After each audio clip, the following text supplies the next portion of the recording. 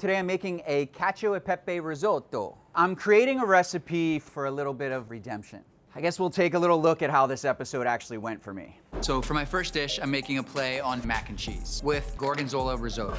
My only issue with this dish is that I like my risotto alla onda. The risotto is just a little thick. Andrew Zimmern said that he likes his risotto a little more all'onda. All'onda. What that means is the wave.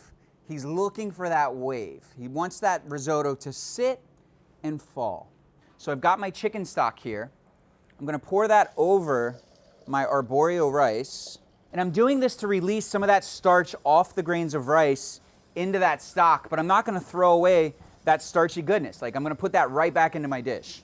And we're just gonna let this drain for like 3 to 5 minutes, let all that liquid come off. This technique that I'm using, although it's not traditional, it's a very easy way to make risotto where you're not required to just stand over the pot and babysit it the entire time. I've got some olive oil here. I've got a little butter. I'm gonna add my shallots. I've got some chopped garlic. At this point, I'm gonna add my pepper. When you're making anything cacio e pepe, you wanna toast the pepper in that fat so that it releases all those beautiful aromas from the black pepper. So I've got my strained arborio rice here. I've got that stock reserved on the side. We wanna get all those beautiful bits and flavor toasting on our grains of rice. We're not looking for like browning here. We just wanna get the rice to wake up a little bit. Now, a lot of recipes for risotto call for white wine. I've started to cook with only dry vermouth because I can get the same dry vermouth every single time. When you're cooking risotto, and we're doing a bit of a non-traditional technique here, you always wanna have a little stock on the side just in case you need to adjust the texture.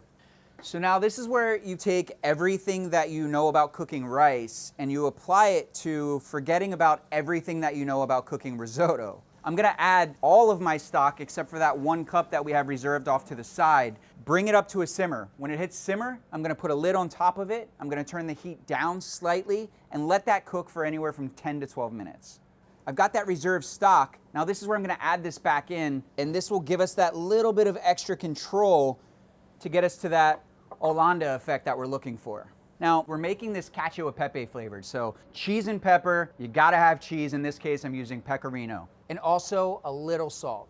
A lot of people will finish their risotto with mascarpone. I like to use whipped cream stiff peaks. This gives you that wave effect. It sits and it falls. It sits and it falls. You can see it happening on the plate. As the risotto hits, you're getting that creamy waviness that Andrew Zimmern was looking for. A little more of that pecorino romano grated right over the top. This is perfect. Look at that. I'm gonna eat this whole plate. Mmm.